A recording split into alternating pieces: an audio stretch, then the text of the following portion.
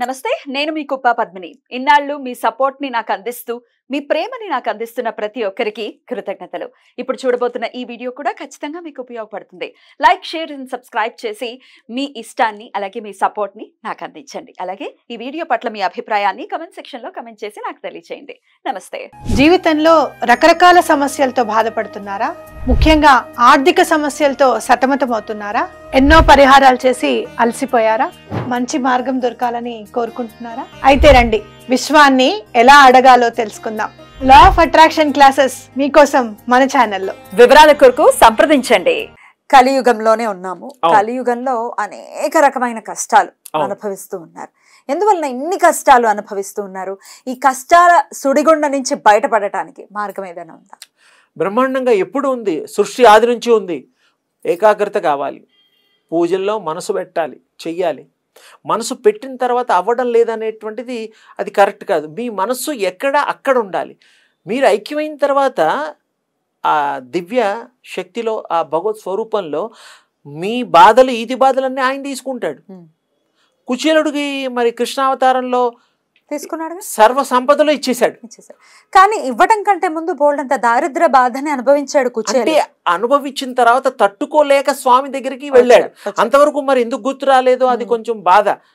మనం అనుకుంటే ముందే వెళ్ళుంటే ముందే అయిపోయేది. పైగా ఆయన సఖుడు, చిన్ననాటి స్నేహితుడు.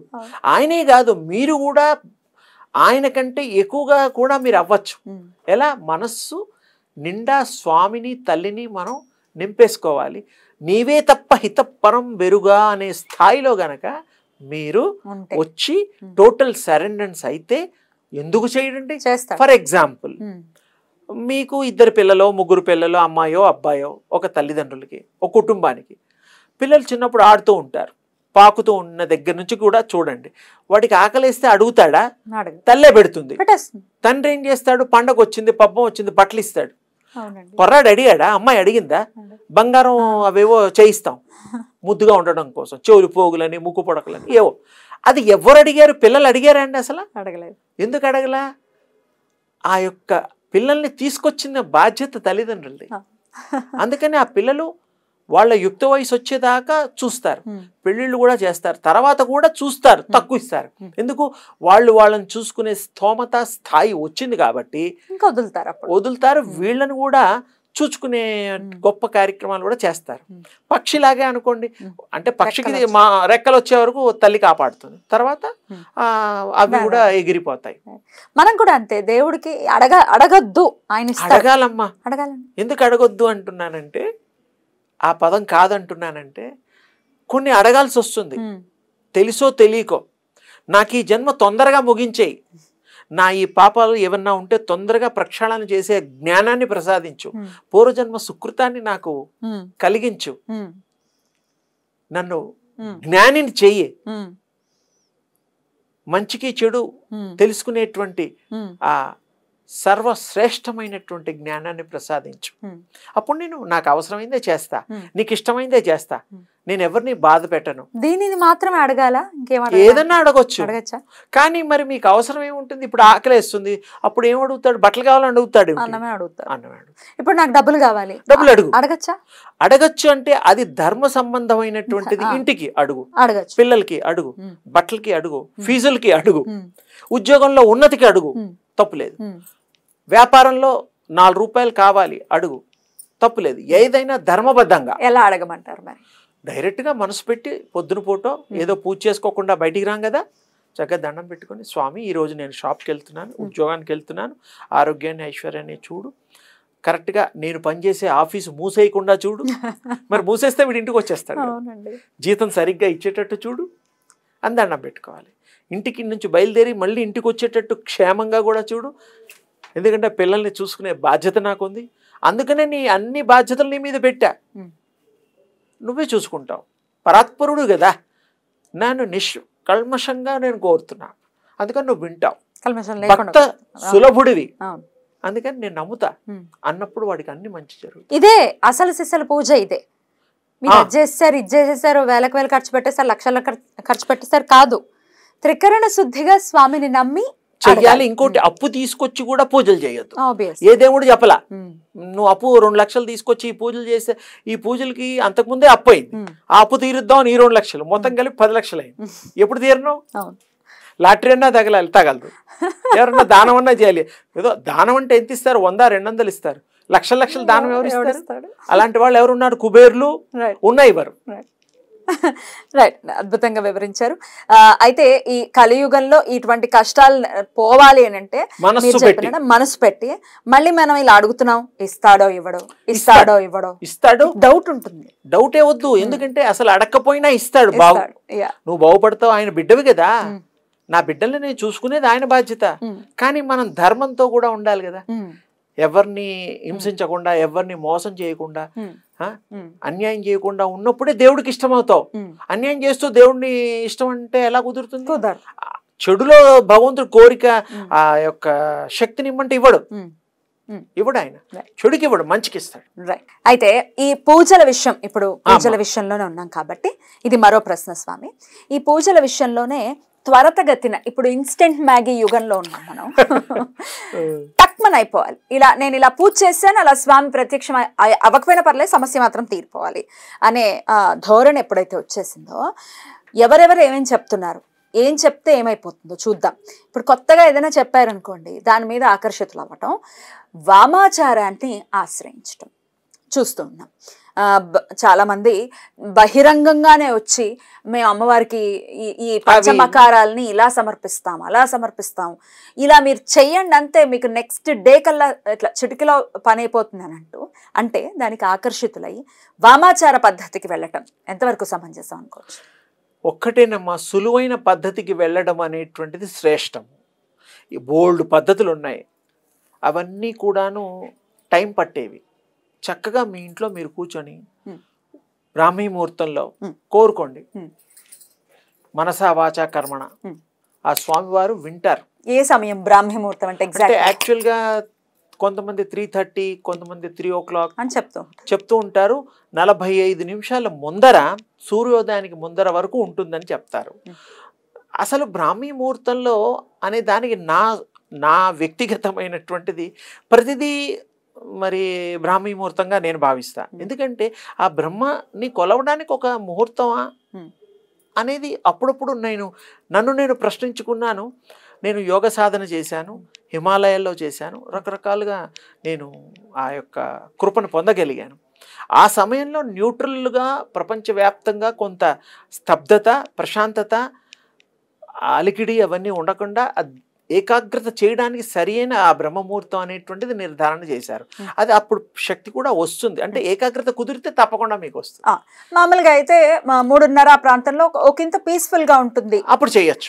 ఆ బ్రహ్మ నిజంగా బ్రహ్మస్వరూపం మీకు ఆ దివ్య శక్తి మీకు అనుగ్రహిస్తుంది, సమస్య లేదు. ఎలా ఈ వామాచారం ఈ పద్ధతులు కాకుండా మీరు అన్నట్టుగా తేలికగా మీరు సూర్యోపాసన, శక్తోపాసన చేయండి.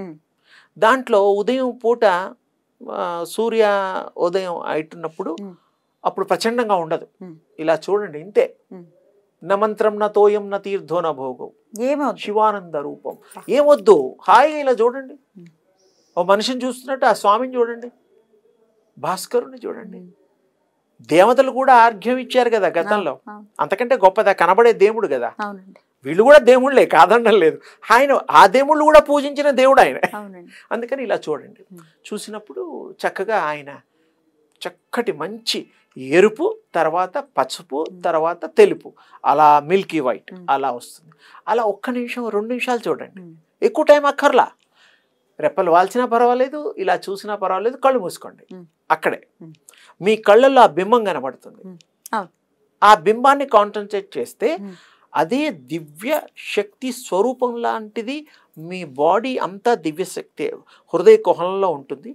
పైనుంచి కింద వరకు ఆ ప్రసరణ రోజు రోజుకి ఆ దివ్య శక్తి ప్రసారం జరుగుతూ ఉంటుంది. కాన్సన్ట్రేషన్ చేసిన కొద్దీ ఆ పైనుంచి మెల్లిమెల్లిగా ఆపాద మస్తకము వస్తుంది. మీరే దివ్య శక్తులు అయిపోయి మీ ఆరా పెరుగుతుంది. ఆరా అంటే దేవుడు వెనకాల తేజస్సు ఉంటుంది, అదేనమాట.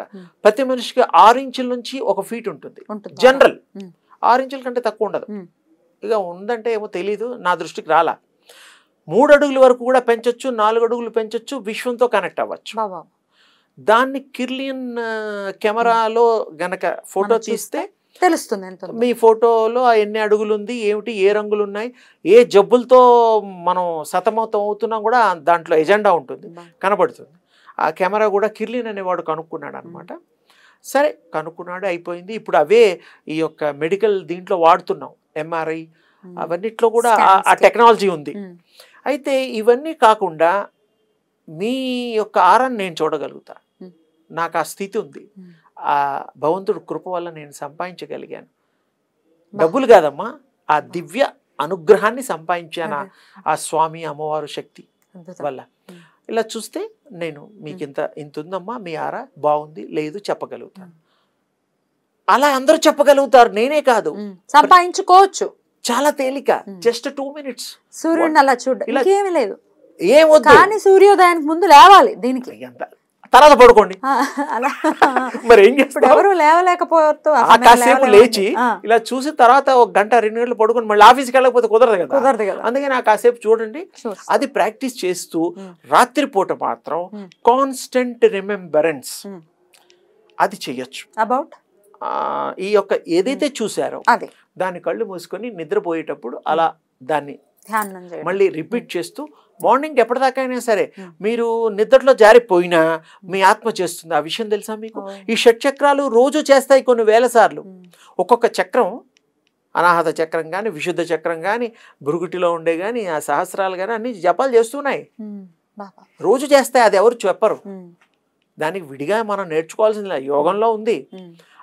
అవన్నీ అనుసంధానం కరెక్ట్ అయిపోతాయి, ఆటోమేటిక్గా ఉన్న దాన్ని ఇంకెక్కువ పవర్ వస్తుంది. అప్పుడు ఈ యొక్క దివ్య శక్తి మొత్తం ప్రవహించేసేసేసి మీకు ఆ దానికి కనెక్ట్ అయిపోయి మీకు వాక్శుద్ధి పెరుగుతుంది. తద్వారా మన కష్టాలు రేపు పొద్దున ఏమైనా జరిగేది కూడా అర్థమవుతుంది. ఎదుటి వాళ్ళకి చెప్పచ్చు కూడా, నాన్న నీకు రేపు బాగుండదురా, నాకు అలా అనిపిస్తుంది, ఆ దారి వెళ్ళమాక. నువ్వు ఇంటర్వ్యూస్ కన్నా, వ్యాపారానికన్నా, ఏదైనా వస్తువు కొనడానికి వెళ్ళినా, ఈ మధ్య పిల్లలంతా చదువుకునే వాళ్ళు ఇంటర్వ్యూస్కి వెళ్తారు. ఇది చేసిన వాళ్ళకి, ఆ శక్తి సంపాదించిన వాళ్ళకి మీకు ఆ ఇంటర్వ్యూలో మీరు సెలెక్ట్ అయిపోతారు అని చెప్తారు.